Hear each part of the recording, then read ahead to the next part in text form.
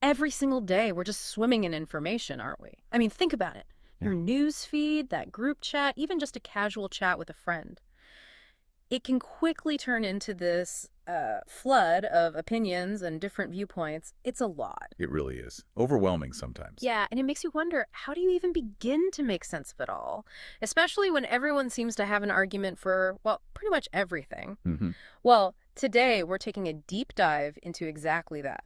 Understanding arguments and, maybe even more importantly, learning to read and listen to them critically. And this isn't just about, winning debates or trying to be the smartest person in the room. No, not at all.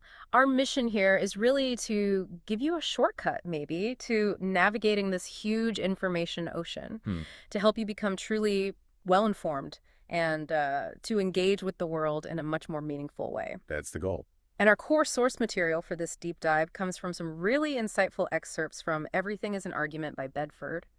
It's a fantastic foundation for what we're about to explore. Right. And our mission for you, the listener, is to pull out not just the knowledge, but those clear, practical strategies and maybe some of those crucial aha moments. Things that will empower you to approach any piece of information, any conversation, any argument with, greater clarity and confidence. Think of it as your toolkit for the modern age. Exactly. A toolkit. Okay, so let's unpack this a bit. Arguments are truly everywhere, right? Not just in those formal debates you might picture. Just think about where you tend to turn for updates during, say, a national crisis. Good question. Do you find yourself scrolling through social media platforms, what our source calls these privately controlled, for-profit online media forums like, Facebook or X, formerly Twitter? Or do you lean more towards what's often called heritage media, so traditional newspapers, TV news, maybe even books? It's a really fascinating contrast in how we consume information these days. It is. And what's particularly interesting here is how social media gets described as having both this kind of beautiful side and a really ugly side, often at the same time. Right, the two sides of the coin. Exactly. The beautiful aspect is, well, it's undeniable. It's interactive, it's fluid, it can be incredibly entertaining. It connects people across huge distances, helps groups form, supports causes. And allows for that really quick, searchable communication. It pulls in such Mhm. diverse voices, too.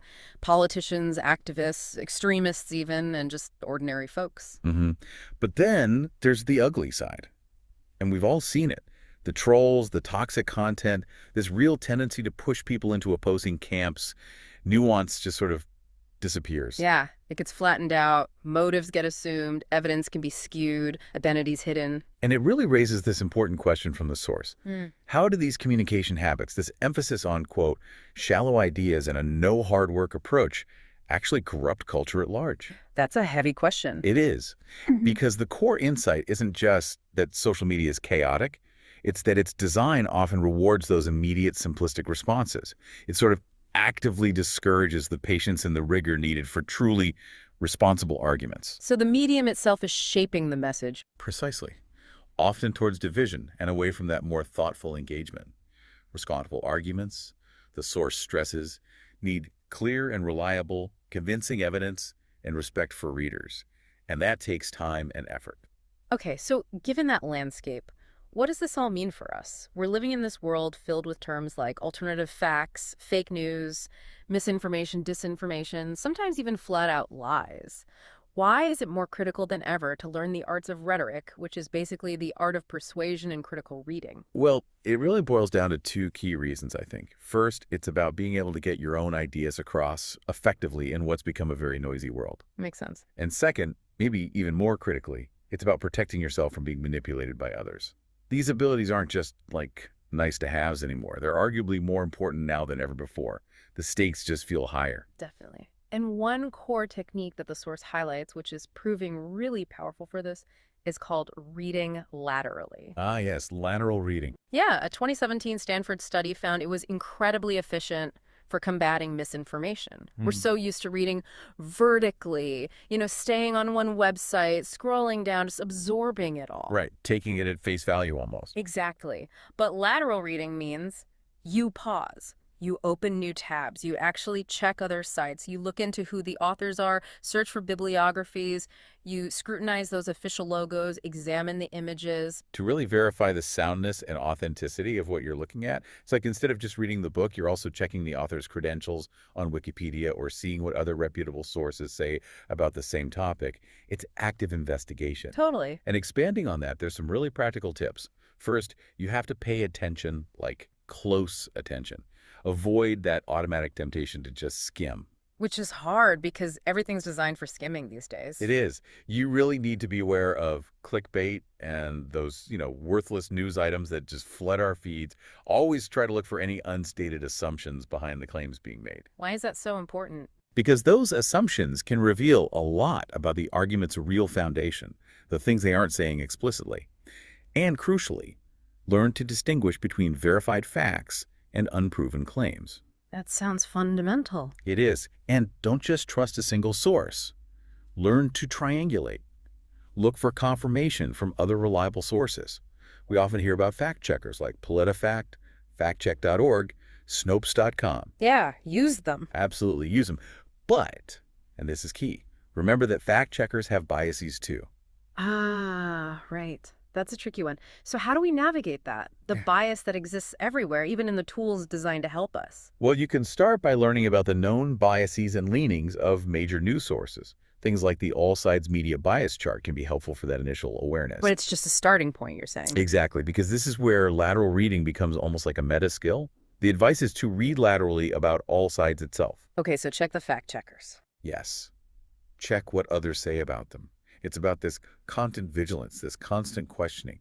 The real aha moment is realizing that true critical thinking isn't just vetting the content, but understanding that every source, even the helpful ones, operates within a certain perspective. It's about building this robust mental map of how information flows and gets shaped. That makes a lot of sense. And it's not just about what you read, is it? It's also about how you listen. What does it truly mean to be a critical reader or maybe a rhetorical listener? And the source really emphasizes it's not about being closed off or cynical. Exactly right. It means adopting what they call a stance of openness Hmm. to the person, the text, the culture you're engaging with. And this is so vital, especially when emotions and disagreements run high. Which seems to be Yeah. a lot of the time lately. Yeah, pretty much. And we're dealing with these echo chambers and filter bubbles, right? That really pervasive tendency for people to only listen to those they already agree with. These things create these deep vacuums that are genuinely dangerous for democracy and just shared understanding. So here's where it gets, I think, really interesting. When you encounter people who differ from you politically, socially, racially, religiously, how do you engage effectively? The source strongly advises us to resist the tendency to be defensive or superior, and instead practice rhetorical listening. But that sounds incredibly difficult in practice, doesn't it? Oh, it is difficult, no question, Yeah. but can be transformative. Right. If we connect this to the bigger picture, it means actively searching for common ground and common language, looking for ways forward that benefit more than just people who share your point of view. So moving beyond just winning. Way beyond. It directly counters that I'm right and you're wrong Yeah. mentality that just dominates so much of our discourse. Think about it. Instead of just arguing about whether climate change is happening. Which often goes nowhere. Right. Yeah. A rhetorical listener might try to understand why someone is resistant to certain solutions. Maybe they fear the economic impact on their community, for instance. Then you can actually look for common ground, like maybe everyone wants a healthy environment and a stable economy. Okay, so finding shared values underneath the surface disagreement. Exactly. And then exploring solutions that address both concerns. It means learning to listen to all those we perceive, rightly or wrongly, as others. Ultimately, it's presented as a far, far more productive way to argue than just throwing around clueless accusations or claims. So that leads to the question, why do we argue in the first place? Because in our media-driven culture, we often see this very narrow vision of argument, don't we? Like hostile rants, belligerent tweets, raised voices. Yeah, that winner-take-all attitude. Exactly. And it feels like it undermines reasoned conversation and just leads to these perpetual standoffs where nobody moves. Mm-hmm. And the core belief this source promotes is really about countering that specific attitude. Arguments, at their best, should be about examining your own values and beliefs, figuring out where they come from. And voicing them clearly and cogently. While, and this is crucial, respecting the values and beliefs of others. It's a much broader, more collaborative vision. The goal isn't always just to win. Often it's to understand, or maybe even build something together. Okay, so let's look at the different reasons why we argue, because the source says it's more nuanced than just winning. First, there's the argument to convince and inform. Right. This is about leading an audience to accept a claim as true or reasonable. It's based on factual, reliable evidence. Like a scientific report outlining the effects of a new medication, maybe, Right. or how The Economist magazine used that image of handcuffs over the word Hong Kong to visually argue about dissent against the Chinese government's actions. It's about laying out information to build conviction. Exactly. Then you have arguments to persuade. This goes a step further. How so? It's about moving people from just believing something to actually doing something, taking action. This often involves appealing to emotions, things like fear, anger, pity, hope. So bringing feelings into it. Yes. Arguments for action on climate change are a classic example. Or, say, Congresswoman Rashida Tlaib's appeal regarding the January 6th attack aiming to spur policy changes. It's the difference between knowing smoking is bad for you and actually quitting. Got it. Conviction versus action. What else? Well, there are arguments to make decisions. Here, the goal is to figure out the best options in a given situation. Could be a big political choice, could be a personal one. Like weighing pros and cons. Precisely. These arguments often involve exploring the pros and cons of various alternatives. Imagine a community meeting debating whether to build a new school or renovate an old one. They're trying to decide the best path forward together. Okay. And the last one. Arguments to understand and explore. This is quite different. It's about examining important issues in a really open-ended way, inviting others to join in a mutual exploration of ideas. Less about a fixed outcome, more about the process. Exactly. It's about discovery and respect. A specific type mentioned is a Rogerian argument, which actively seeks common ground and non-threatening ways to achieve these both-hand or win-win solutions. Can you give an example of that? Sure. Imagine two friends trying to decide where to go for dinner. Instead of one just insisting on pizza and the other on tacos, a Rogerian approach involves them really listening to why each prefers their choice. Maybe one needs something quick, the other wants to try something new. Okay. And then they find a solution that satisfies both needs, maybe a place with great appetizers that serves different kinds of food quickly. It's about broadening perspectives, not just digging your heels in. That makes sense. It's also fascinating how arguments can be categorized by the time they relate to. Aristotle, way back when, gave us some classifications that are still relevant. Absolutely. He basically said arguments live in the past, present, or future. So, arguments about the past, what he called forensic arguments, focus on what happened. Like courtroom arguments. Exactly. They rely heavily on evidence and testimony to reconstruct events. Think about a detective investigating a crime scene, or a historian debating the discovery of America by Columbus. The Me Too movement cases, like those involving Harvey Weinstein or Brett Kavanaugh, are also forensic arguments, digging into past actions and evidence. Okay, so past is forensic. What about the future? Those are arguments about the future, known as deliberative arguments. These focus on what should happen. They're all about influencing legislation, government policy. They tend to be more speculative, sometimes idealistic. Like the Green New Deal proposal. Perfect example. It outlines a vision for future policy and action on climate change and economic inequality. That's deliberative. And the present. Arguments about the present. Aristotle called these epideictic or ceremonial arguments. These explore current values and beliefs, often affirming things widely shared within a community. Where do we typically see those? You find them often in inaugurations, eulogies, sermons, graduation speeches. Think of someone like Ruth J. Simmons speaking on free speech at a college commencement. She's affirming and reflecting on shared values in that specific moment for that audience. Okay, past, present, future. Forensic, epideictic, deliberative. But this raises another question. Beyond these time frames, how do we really pinpoint the kind of issue an argument is addressing to get right to the heart of the disagreement? Yeah. This is where stasis theory comes in. It's a fantastic diagnostic tool, really. The sequence of questions you can ask to cut through the noise and figure out exactly where the core disagreement lies.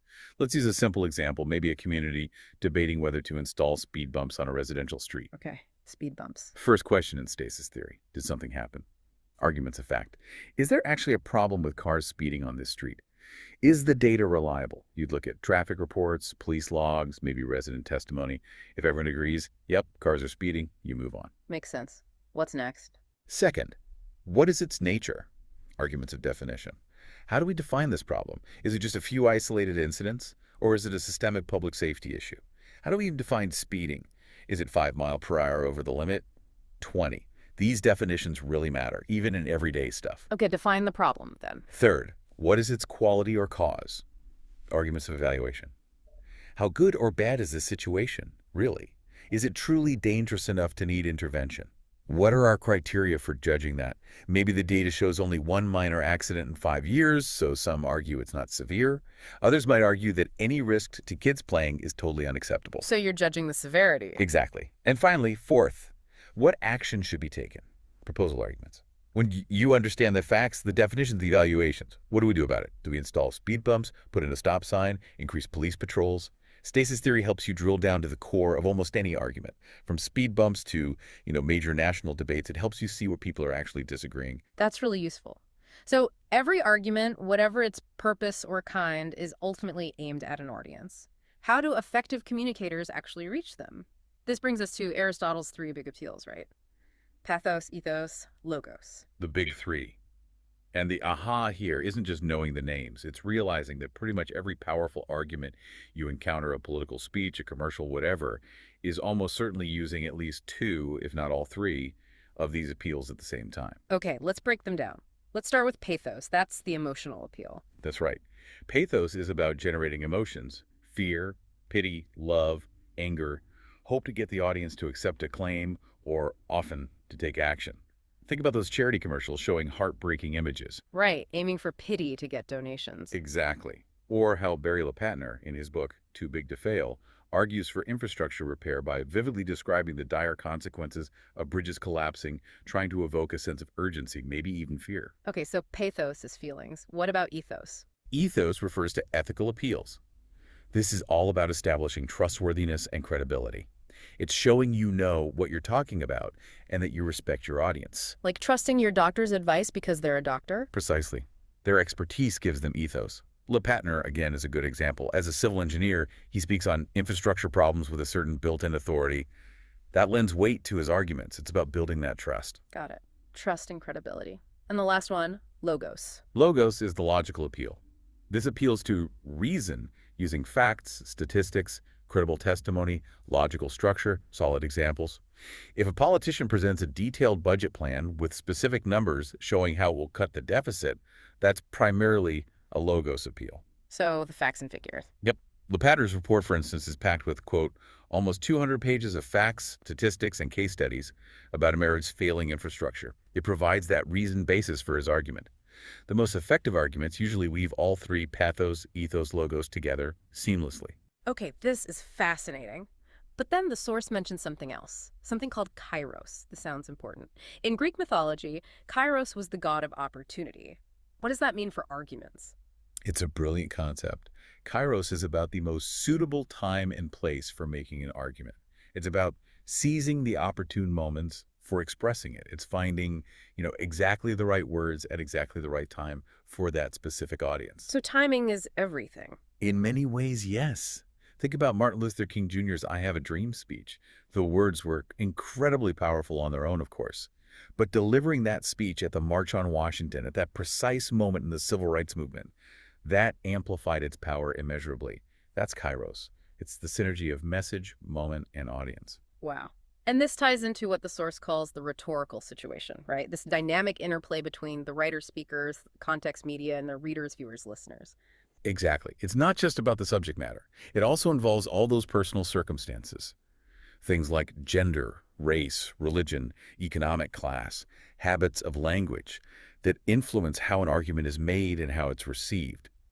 Understanding this means seeing the whole picture surrounding any communication. Which really emphasizes the importance of understanding cultural contexts. It absolutely does. Yeah. It means we need to examine our own habitual ways of thinking, challenge our assumptions, and really respect the differences among individuals. It encourages us to avoid aggression and stereotypes when we engage. The big aha here is that argument isn't just about what you say, but critically when and how you say it and who you're saying it to. Context is king. So we've really taken a deep dive today, haven't we? into understanding arguments, from the sometimes messy reality of social media all the way back to Aristotle's timeless wisdom. Hopefully, you now feel like you have some better tools to critically assess what you read and hear. And also to engage more thoughtfully and effectively yourself. Yeah. We've seen that arguments aren't just about conflict or winning, right? They're about convincing, persuading, making decisions, even just exploring ideas together respectfully. The key is to actively try and apply these principles, read laterally, listen openly, try to understand the different types and purposes of arguments you encounter. And always consider that rhetorical situation, the appeals, the audience, the timing, the context. Hmm, So, for you, the listener, the ultimate takeaway, I think, is the power of active, informed engagement with every piece of information that comes your way. absolutely. And maybe here's a final provocative thought for you to mull over. Think about an argument you encountered recently, one that you found incredibly convincing.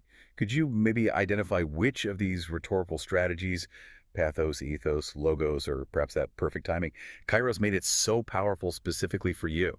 And how might understanding those levers change how you approach discussions in your own life, maybe making your own points more effectively, or simply understanding a bit better why others believe what they do?